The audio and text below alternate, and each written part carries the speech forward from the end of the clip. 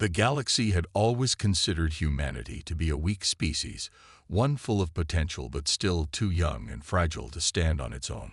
The Galactic Council, a group of powerful beings from across the galaxy, saw humans as nothing more than a curiosity, something to control, to use, and to ultimately subjugate. To the Council, humanity was just another young, untested race, destined to be ruled, like many others before them. For centuries, the Council ruled with iron fists, placing their laws and regulations on planets far and wide. There was never any room for dissent, for disagreement, or for freedom. Anyone who dared challenge their authority was swiftly silenced, and Earth, with its young, impulsive, and unruly species, seemed like the perfect target. But the Council made one fatal mistake. They underestimated humanity's resilience. They thought that with a few waves of their powerful fleets, they could easily crush the heart of Earth and force the humans into submission. The moment they set their eyes on Earth, they thought the battle was already over. What they didn't understand was that humanity wasn't going to bow down. They didn't understand the depths of human creativity, the resourcefulness, and the fire that burned in every human soul. They didn't know that when cornered, humanity would not just survive. They would fight back in ways the galaxy had never seen before. The day the Council first launched their attack on Earth, the skies above the planet erupted with light. Thousands of ships, sleek and powerful, dropped out of warp speed and hovered above Earth. The humans watched in silence, waiting. The Council had already given their ultimatum. Earth's leaders had to accept the Council's terms, or they would face complete annihilation. The moment the words were broadcasted across the world, humanity knew what had to be done. People didn't panic. They didn't scream. They didn't beg for mercy. Instead, they started to move. Quietly, in the shadows, they had been preparing for this moment for years, maybe even decades. A small group of military leaders, engineers, and scientists had worked tirelessly, developing new weapons and technology that the Council never thought possible. Earth wasn't defenseless. In fact, they were far more dangerous than anyone had imagined. In the heart of the planet, the governments had already begun to respond. They issued a call to arms, not just to their military, but to every citizen. Farmers, teachers, mechanics, and doctors. They were all asked to step up and defend their home. People from all walks of life stood together, leaving their civilian jobs to help fight. The machines of war were brought to life, and the weapons long hidden away were prepared for the fight of their lives. As the Council's fleet began its descent toward Earth, the first wave of humanity's defense was ready to strike. Across the world, satellites that had been silent for years began transmitting powerful signals. They were used to disrupt the Council's communications, to block their attempts to control the skies. They fired electromagnetic pulses that short-circuited the powerful weapon systems on the Council's ships. It wasn't enough to destroy them, but it was enough to slow them down. In space, the first wave of humans aboard their makeshift warships and fighters launched. They weren't the most advanced ships, but they were fast, they were creative, and most importantly, they were unpredictable. With every strike, every twist and turn, humanity showed that they wouldn't fight like the Council expected. They wouldn't play by the rules. They used the environment to their advantage, hiding behind asteroids, flying through debris fields, and attacking from angles no one had considered. Back on Earth, the Council's attacks were still relentless. Cities were destroyed, and people lost their homes. Yet there was a strange calm in the air. People didn't despair. They fought harder. They fought smarter. The world's best minds came together to develop new technology to stop the enemy. Hidden underground bunkers became hubs of innovation. Groups of engineers worked day and night to create weapons that could bring down the Council's massive ships. Humans were resourceful. They didn't need the most advanced technology, just the right kind of creativity. But even as humanity began to fight back, the Council remained confident. They believed that their military superiority would crush Earth within days, perhaps hours. After all, they had the largest fleet the galaxy had ever seen, and their ships were far more advanced than anything Earth had. They had the power, and they believed that power would ensure their victory. However, the Council made another mistake. They underestimated the one thing humanity always had in abundance: determination. On the ground, civilians worked with the military, creating barriers and weapons of their own. Makeshift bombs, homemade defense systems, and homemade drones began to fill the skies. Everywhere you looked, there was a person or group trying to contribute to the war effort, trying to help save Earth from the Council's ruthless invasion. Even children joined in, not by fighting, but by creating distractions, gathering intelligence, and spreading the word to others who might not know what was happening. No one was left out of the fight. It was a united effort, a worldwide movement to survive, to fight back, and to protect what was theirs. As the days passed, Earth's forces grew stronger. Slowly, they learned the patterns of the Council's attacks. They discovered weaknesses in their ships and in their strategies. The first big victory came when a small fleet of Earth's ships managed to take down one of the smaller Council destroyers. It was a bold move, a risky one, but it worked. Earth had taken the first step toward proving they were not as weak as the Council had assumed. And that victory was just the beginning. More ships fell. More systems were compromised. The Council's confidence started to waver. They began to wonder if they had made the right decision in attacking Earth. Slowly, over the course of days and weeks, the galaxy began to realize that humanity was not the weak, helpless species the Council had fought. They were something more, a force to be reckoned with. And soon, it wouldn't just be the humans fighting. More and more species, who had been oppressed and ignored by the Council, began to rise up, joining Earth's fight. Humanity had started a spark, and now that spark was spreading. The Council's hold on the galaxy was starting to slip.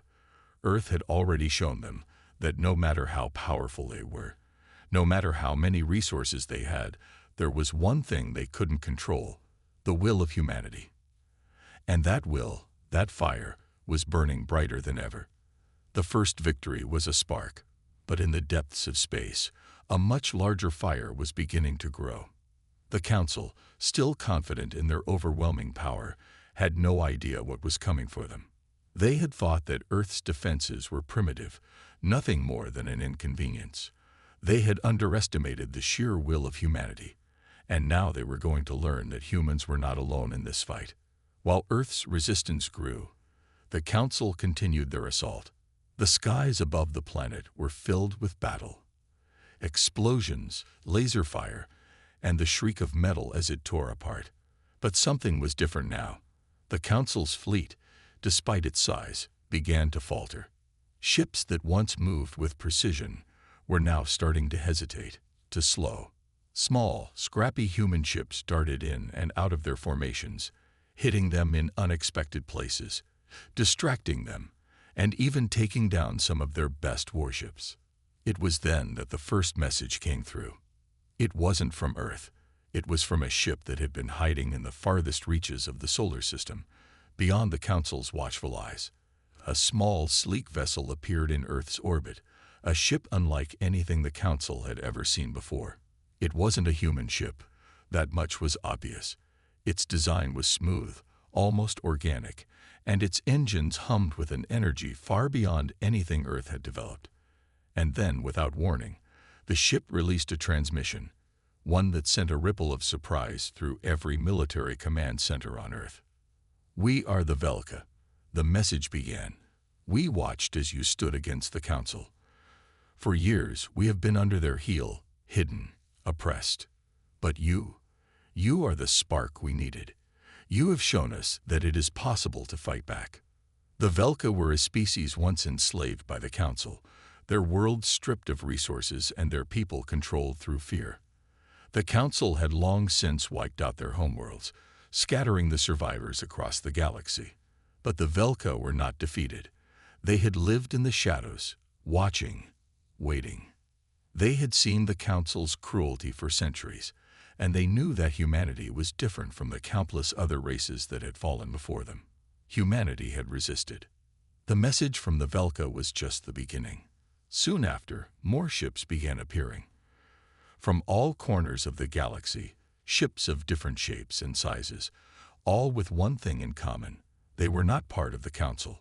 Some were peaceful traders, others were fighters, and a few were outcasts, those who had lived on the fringes of galactic society, ignored or oppressed by the Council. Now, they were united by one goal: to see the fall of the Council. On Earth, military commanders and strategists were stunned. Earth had long been isolated, both geographically and politically, from the rest of the galaxy. They had never imagined that there were so many others out there, watching and waiting. Now they had the support of entire species, all eager to see the Council's reign come to an end. At first, the Council didn't notice. They were too focused on Earth's resistance. But as Earth's ships grew stronger, as new weapons were deployed, and as strange new allies appeared, the Council began to realize something was wrong. They started seeing ships from unknown species in Earth's orbit. They began hearing whispers of a rebellion, an uprising across the stars. The Council's grip was slipping, and they knew it.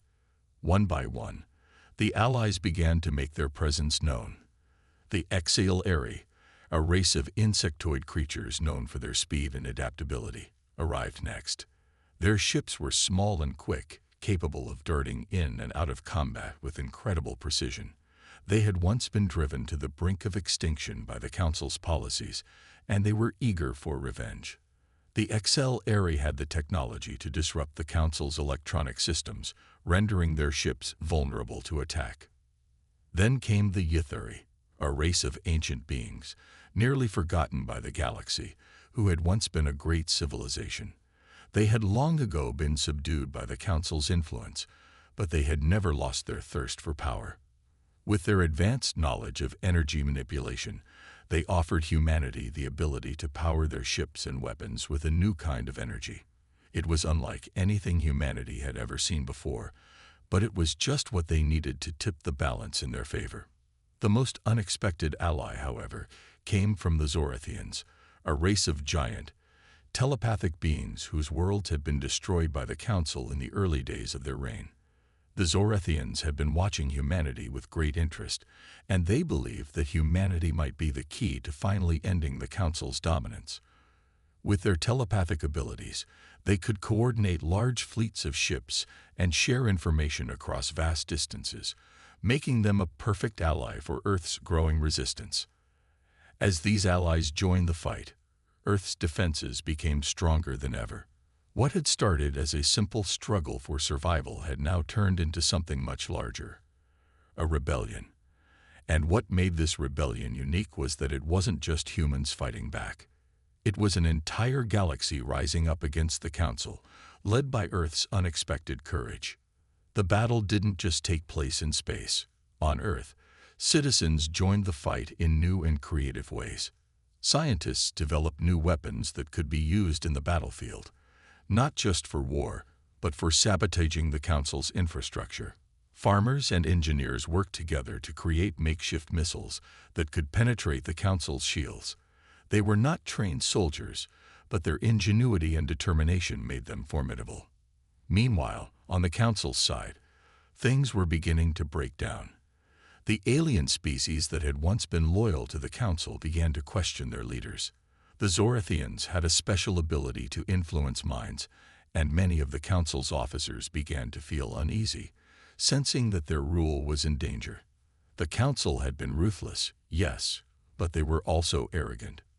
They never thought that anyone would stand up to them, especially not a young species like humanity. But the tide was turning. The Council's fleet, once a symbol of power, was now on the defensive.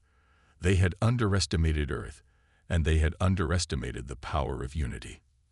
The Council had expected humanity to break under pressure, but instead, they had ignited something far bigger, a fire that would soon engulf the galaxy.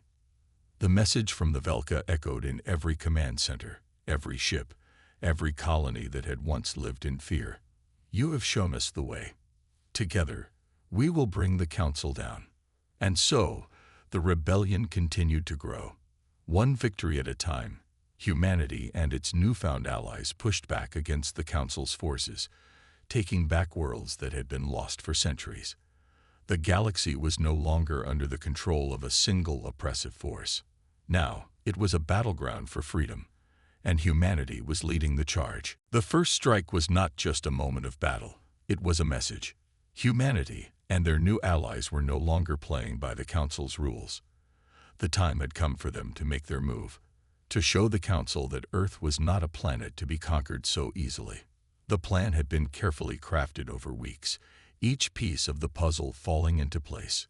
Earth's scientists, military leaders, and their new allies had been working in the shadows, preparing for this moment. It wasn't going to be a quick, flashy victory. No, this was going to be a careful, deliberate blow aimed right at the heart of the Council's power. The Council's fleet was still massive. They had brought in more reinforcements, more ships. Yet even with their strength, they were scattered. Their resources were stretched thin, with battles raging all across the galaxy. They were trying to crush the human resistance, but Earth's tactics were becoming more unpredictable and harder to counter. Humanity had learned fast. With each battle, they adapted, finding new ways to strike back. The first strike would take place near one of the Council's most important space stations, a massive fortress that housed vital command centers, supplies, and ships.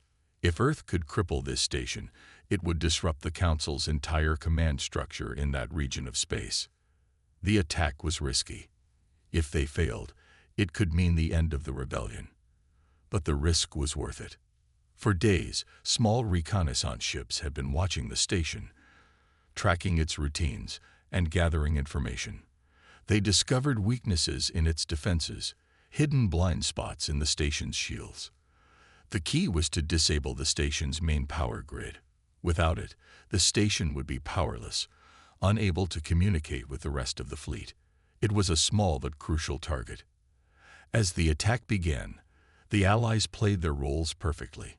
The Velka, with their sleek ships, moved in fast, distracting the station's outer defenses. Their advanced stealth technology allowed them to get close without being detected, giving humanity's fighters the opening they needed. The XL Airy, quick and deadly, darted through the station's periphery, launching small, precise strikes that disabled the station's outer weapon systems.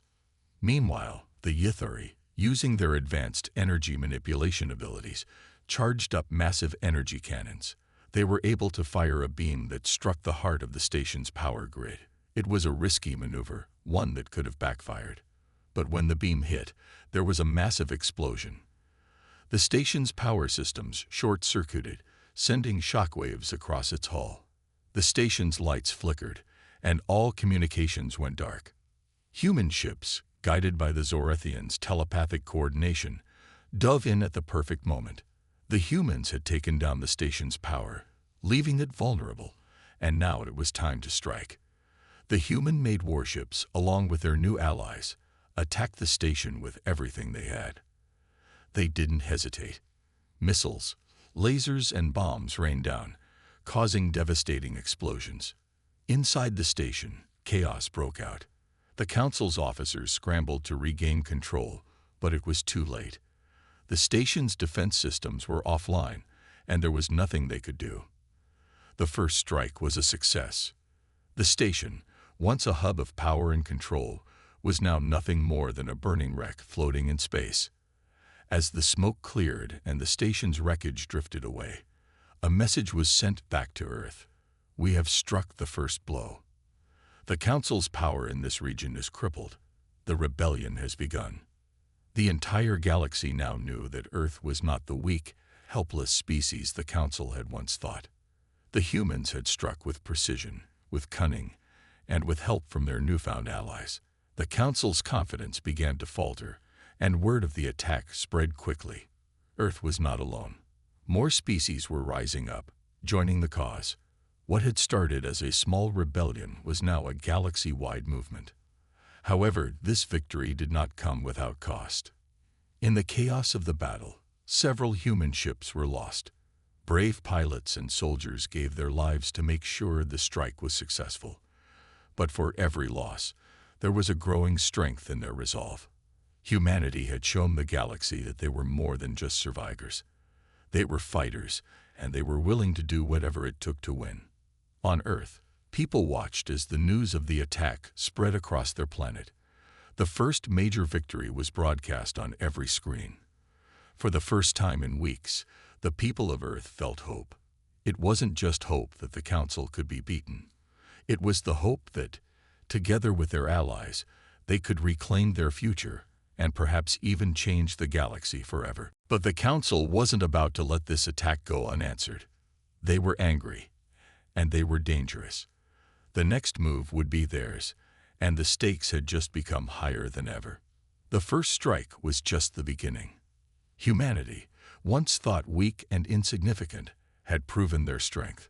But the road ahead would be difficult, and the Council would not go down without a fight. The next chapter in this war would be even more brutal. The Council would retaliate, and humanity's resolve would be tested like never before. The battle for the galaxy had only just begun. The victory was sweet, but short-lived. News of the first successful strike against the Council's station spread like wildfire across the galaxy. The rebels were emboldened, their spirits lifted. But the Council, though wounded, was not one to fall easily. They had underestimated humanity's resilience, and now they were furious. The time for retaliation had come. On their homeworld, deep within the heart of Council territory, the leaders gathered. They were angry. The councilors had never expected such an audacious attack from a species they thought was beneath them. They had been prepared to crush Earth's resistance slowly, to break their spirits with overwhelming force. Now they faced something new, something they didn't understand. Humanity's tenacity, their creativity, and the support they were gathering from the galaxy were things the Council had never anticipated. The Velika, the XL Eri, the Ythari, and the Zorathians, all were working together, united for a single goal, the Council's destruction. The Council leaders, filled with rage and humiliation, had only one response. They would crush this rebellion, and they would make Earth and its allies pay for their defiance. They would show the galaxy that no one could challenge their rule. Their first move was a swift and brutal counterattack. A fleet, larger than anything the galaxy had seen, was assembled in a matter of days. It was a show of force designed to make the galaxy tremble. The Council's new fleet of dreadnoughts, their most powerful warships, headed straight for Earth, with orders to burn the planet to ash. The rebels, caught off guard by the speed of the Council's response, scrambled to prepare. The victory at the space station had been a key blow, but the Council's retaliation would be far more powerful. Humanity's forces were not ready for a direct confrontation with a fleet of this magnitude. Earth's commanders met in their war room, faces grim. They knew that the Council was coming, and that if they didn't act quickly, the planet would be lost. The Velika, the XL Eri, and the Ythari gathered on Earth's moon, preparing to defend their new allies' world. The Zorathians communicated telepathically with the leaders of the rebel fleets, giving them guidance and strategies. The battle for Earth was about to begin. Meanwhile, across the galaxy, the news of the Council's retaliation spread. Worlds that had previously been neutral, unsure whether to join the fight, began to make their decisions. Some, like the Vrojans, a reptilian race that had once been a pawn of the Council, began to rally behind the rebellion. Others, however, feared the Council's wrath and stayed in hiding, hoping to avoid the coming storm. But for those who stood with humanity, the time for hesitation was over. The battle began near Earth's orbit. The first signs of the Council's fleet were massive shadows appearing on the distant edge of space. Hundreds of ships, each larger and more powerful than anything humanity had ever faced, approached. The dreadnoughts, with their massive cannons and advanced shields, led the charge. Their power was immense. A single dreadnought could wipe out entire cities with a single volley of fire. Humanity's ships, along with their allies, were outnumbered and outgunned. They had only one chance to survive: to outsmart the Council. The plan was risky, but it was the only way. As the Council's fleet drew closer, Earth's defenders put their plan into motion. The Velka ships, fast and stealthy, darted in and out of the fleet, harassing the Council's warships, distracting them, and forcing them to waste precious energy on pointless counterattacks. Meanwhile, the XL Ares ships used their ability to disrupt the Council's electronics, scrambling their communications and making it difficult for the larger ships to coordinate their movements. The Ythuri provided energy shields to protect the smaller ships from the Council's devastating firepower, and the Zorethians shared their telepathic link with the fleet commanders, giving them near-instantaneous updates and guidance. But the real surprise came when humanity's fleet made their move. With the Council distracted by the attacks from their allies, a small fleet of human warships, led by the fearless Commander Jacobs, broke through the Council's front lines. They weren't the largest ships, but they were fast and precise. They carried specialized weapons designed to pierce the Council's shields, weapons developed in secret, a product of months of human ingenuity. As the human ships launched their assault on the Council's largest dreadnought, they used their newly developed missile technology to strike at weak points in the enemy's armor. The missiles were equipped with special warheads that could bypass the dreadnought's powerful shields. It was a race against time. The human fleet had to strike before the Council could bring its full force to bear. With each hit, the Council's dreadnoughts faltered. Explosions ripped through their hulls, sending debris flying into space. The Council's forces fought back with all their might, but the human ships, though outnumbered, were more agile and determined. The Council's once invincible fleet was beginning to break apart. But even as the Council's forces started to fall back, they weren't done yet. The dreadnoughts, though damaged, were still capable of devastating attacks. In one final desperate move, the Council's remaining ships fired their most powerful weapon, a massive energy cannon capable of destroying planets. It was aimed directly at Earth. Earth's defenders watched in horror as the beam of energy charge, building power. The Council's final attack was imminent, and if it hit, Earth would be destroyed. Commander Jacobs and his fleet, realizing that the only chance to save their homeworld was to stop the cannon, made a last-ditch effort to intercept it. The Zorethians communicated telepathically with Jacobs, guiding his ships to the right spot. As the energy beam fired, humanity's ships broke through the chaos, racing towards the cannon's blast radius. In a final act of desperation, Jacobs ordered all ships to fire everything they had at the energy core of the Council dreadnought responsible for the cannon. The blasts from their ships connected, and the energy core exploded in a blinding flash. The energy cannon's beam faltered. It was enough. The blast shattered the Council's weapon, sending a shockwave that sent the remaining Council ships spiraling out of control. Earth had survived. But the victory came at a price. Earth's fleet had taken heavy losses. Several human ships were destroyed, and many brave soldiers and pilots had given their lives to stop the Council's devastating weapon. The battle was over, but the war was far from won. The Council had been pushed back, but they were not finished. They would regroup. They would retaliate. The galaxy had been shaken, but humanity had proven that they were not easy prey. The Council would think twice before underestimating Earth again. Humanity's fight for survival had just become a war for freedom, and it was clear that no matter what, they would not give up.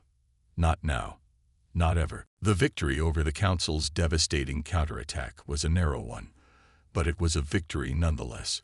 Earth had been saved, and for the first time in what felt like forever, there was a flicker of hope. The people of Earth, battered and bruised, celebrated. But it wasn't the celebration of a final victory. It was the relief of having won the first major battle in a long and difficult war. In the days following the battle, humanity's War Council convened again. The high-ranking officers, military leaders, and the representatives of their newfound allies gathered on Earth's moon, meeting in a vast war room carved into the rock.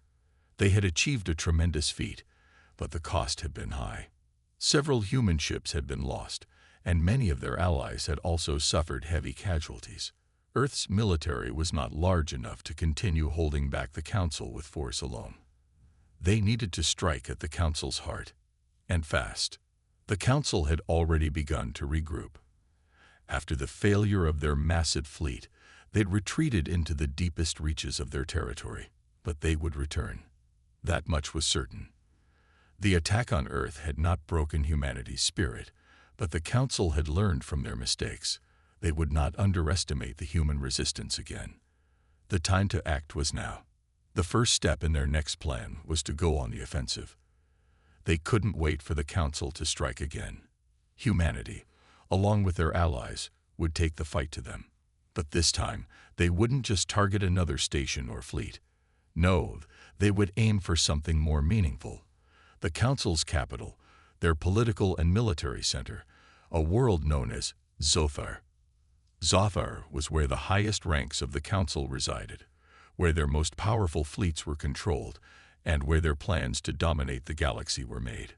It was heavily fortified, surrounded by dozens of the Council's largest warships, and defended by countless planetary defense systems. It would be the most dangerous mission humanity had ever faced. But the War Council was resolute. They had no other choice. If they could cripple Zothar, if they could hit the very heart of the Council's power, it could tilt the entire war in their favor. The galaxy would see that the Council wasn't invincible, and other worlds would rise up in rebellion. It could be the turning point they had been waiting for. The plan was bold. A full-scale assault on Zothar would be near impossible to execute without immense losses, so they decided to take a more strategic approach. They would divide their forces into several groups. The first group would be led by humanity's best pilots, who would infiltrate the outer rings of Zothar's defense systems. They would be the distraction, while the Council's attention was focused on them. The second group, composed of stealth ships from the Velka, would slip through the cracks, infiltrating the planet's surface and sabotaging key infrastructure. Meanwhile, the Ythari would provide their advanced energy manipulation techniques to disable the planetary shields, and the Zorathians would help coordinate the efforts, using their telepathic link to keep the groups synchronized. The final group would be a mix of humanity's best soldiers and the most battle-hardened of their allies. They would assault Zothar's main command center, targeting the heart of the Council's political power and communication hub. If they could take control of the command center and disable its systems, they would throw the Council into disarray. The mission was scheduled to launch in a few weeks, but the time was already running out. The Council had begun mobilizing forces, and they were not just rebuilding their fleets. They were also looking for new ways to combat humanity's increasing strength. It was only a matter of time before they attacked again. The War Council worked tirelessly, each faction training and preparing for what would be the most dangerous mission of their lives. On Earth, the public waited anxiously for news. Most of the population had no idea just how close they had come to destruction, and they had no idea of the risks their soldiers and pilots were preparing to face. The rebellion's successes were now broadcasted regularly, fueling the flames of hope, but the shadow of the Council's power still loomed over them. Days before the mission began, a message came through from one of the Velka commanders, an encrypted transmission that sent a chill through the entire War Council. The message was short, but its contents were enough to shake them to their core. The Council is preparing something new. We don't know what it is, but it is unlike anything we've seen before. They are calling it the Dark Star. The name sent shivers down their spines. A new weapon, something that could potentially end the rebellion before it even began. The details were few, but it was clear that the Council was planning something that would change the course of the war. But the timing couldn't have been worse.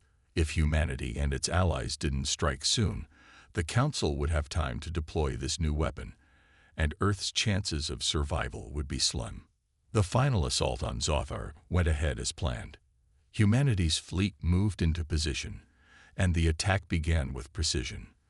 The Velka stealth ships evaded detection as they infiltrated the outer defenses, while humanity's pilots launched a series of calculated strikes to draw attention away from the stealth operations. The Ythari worked their energy manipulation, knocking out Zuthar's shield generators, while the Zorathians kept the communication lines open, guiding the soldiers who were about to land.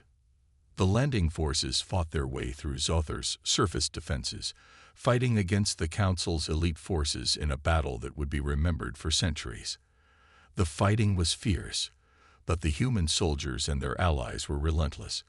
The heart of the Council's power was within reach.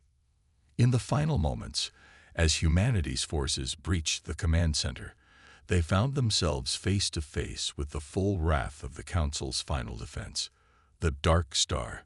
The weapon was a massive space station, capable of unleashing planet-destroying beams of energy. It was their last gamble, their ultimate weapon, and it was ready to launch. But humanity, having fought through unimaginable odds, was not about to give up. With one final push, they disabled the Dark Star's energy core, causing a chain reaction that wiped out the weapon's power. The Council was dealt a blow from which they would not recover. Zothar, their homeworld, was no longer under their control. The galaxy was about to change. The Council's dominance was shattered, and the rebellion had gained a victory that would ripple across the stars. The turning tide had arrived, and humanity had proven that, even against the darkest of odds, they would not be broken. But the war was far from over. The Council was wounded, but they were not dead. And humanity's fight for freedom was just beginning.